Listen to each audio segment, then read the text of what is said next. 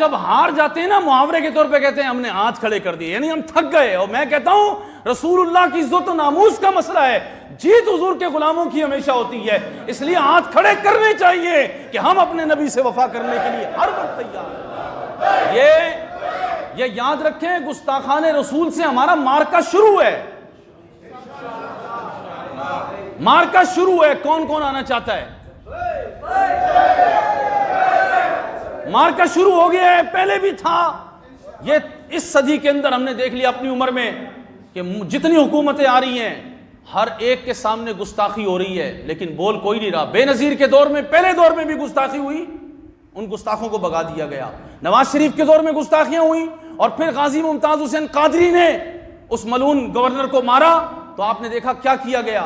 اور اس کے بعد پھر آسیہ ملونہ، وہ عورت جس نے رسول اللہ صلی اللہ تعالی علیہ وسلم، قرآن مقدس ام المومنین سیدہ خدیجۃ الکبریٰ امہات المومنین کو گالیاں دی تھی، اس عورت کو با عزت، ان کے نزدیک با عزت، اس کو یہاں سے لے جایا گیا اور فرانس میں رکھا گیا. اب فرانس کو یہ کیا جواب دے سکتے ہیں مجھے بتائیں؟ آج فرانس نے گستاخیوں کا اعلان کیا تو انہوں نے اپنی ماں کو تو پہلے فرانس بھیج دیا اس گستاخ ملونہ کو، تو اب بتائیں یہ فرانس کو جواب دینے کے قابل رہے؟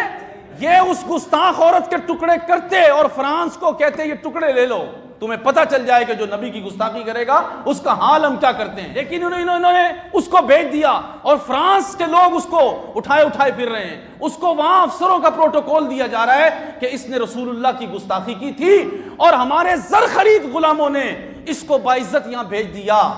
اب وہ اتنے جری ہو گئے کہ جو پہلے انہوں نے گستاخی کی تھی اب دوبارہ وہی اخبار گستاخی کرنے کے لیے جا رہا ہے. کیا جواب دے گی یہ حکومت؟ عمران خان کی حکومت جواب دے سکتی ہے؟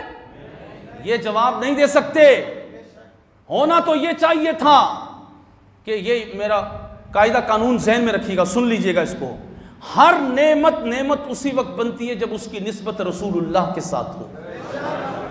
اولاد ہے، مال ہے، علم ہے، حسن ہے، دولت ہے، گھر ہے، جو کچھ بھی آپ کے پاس دنیا میں، اس طرح یہ پاکستان بھی نعمت اسی وقت تک ہے جب تک رسول اللہ سے اس کی نسبت ہے.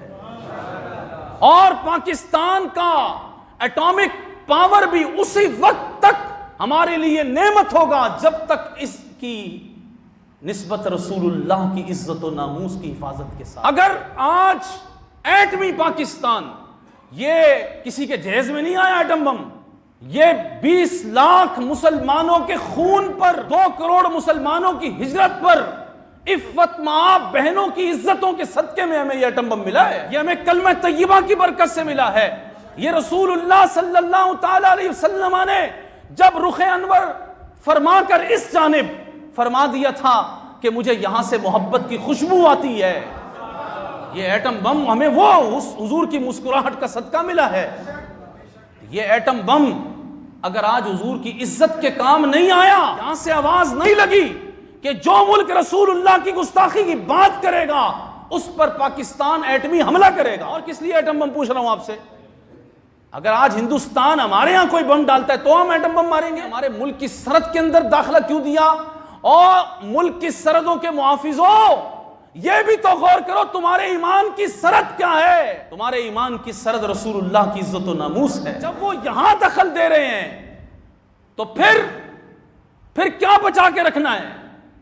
کچھ بچا کے رکھنا حضور کی عزت و ناموس کے سامنے؟ ساری دنیا حضور علیہ الصلوۃ والسلام کی عزت و ناموس پر قربان نہ کر دی جائے؟ وہ کیوں پڑھتے ہیں کروں تیرے نام پہ جاں فدا، نہ بس ایک جاں دو جہاں فدا، 2 جہاں سے بھی نہیں جی بھرا، کروں کیا کروڑوں جہاں نہیں. یہ صرف شعر پڑھنے کے لیے؟ اپنے آپ کو بچا لو. اپنے آپ کو بچانا ہے تو پھر حضور سے محبت نہیں ہو سکتی. اپنا آپ بھی، اپنے بچے بھی، اپنا دھن دولت بھی، اپنی صلاحیتیں بھی، اپنا وقت بھی، سب کچھ لٹانا ہے تو پھر حضور کی محبت کی طرف پہلا قدم اٹھے گا. حد کو کوئی نہیں پہنچ سکتا، حق کوئی ادا نہیں کر سکتا. تو سب سے پوچھ رہا ہوں کہ کیا پاکستان کا ایٹم بم گستاخان رسول پر استعمال ہونا چاہیے؟ سب جو رسول اللہ کی گستاخی کر رہا ہے اس کے خلاف ایٹمی آواز آنی چاہیے. ایٹم بم تو پاکستان کا ہے نا، آپ کا ہے، آپ تو مطالبہ کریں. لیکن آواز اسی وقت نکلے گی جب تخت پر رسول اللہ صلی اللہ علیہ وسلم کا کوئی غلام بیٹھا ہوگا۔ جب بحرین میں ایک عیسائی پادری نے گستاخی کی اور مسلمان چھوٹے چھوٹے بچوں نے گیند کو چھوڑ کر اس پر اپنے ڈنڈے مار مار کر اس کو واصل جہنم کر دیا، اس وقت سیدنا امیر المومنین فاروق اعظم نے فرمایا الآن اعز الاسلام، آج اللہ نے اسلام کو عزت عطا فرما دی کہ چھوٹے چھوٹے مسلمان بچے بھی رسول اللہ کی عزت و ناموس کے محافظ بن گئے۔ اب اسلام کو عزت مل گئی۔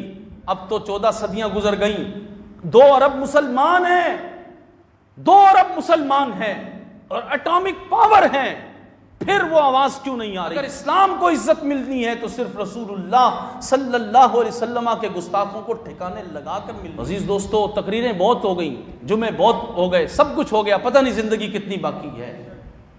آئیں اپنے محبوب علیہ الصلوۃ والسلام سے عزت و ناموس کی خاطر اب سانس لیں اور اپنے آپ کو وقف کریں یہود و نصارہ کو کہ حکمران بے حس ہیں، حکمران سود خور ہیں، انہوں نے تم سے بھیک مانگی ہے، انہوں نے ہماری نسلیں گروی رکھی ہیں، وہ قوم کو بے حیا کر رہے ہیں، وہ بہت زہر کے ٹیکے ہمیں لگا رہے ہیں، لیکن ابھی ہماری ماؤں کے دودھ کو حلال کرنے کے لیے ہم نے رسول اللہ سے وفا کرنی ہے، ہم نے عشق رسول کا ثبوت دینا ہے اور ہم تمہیں جواب دیں گے۔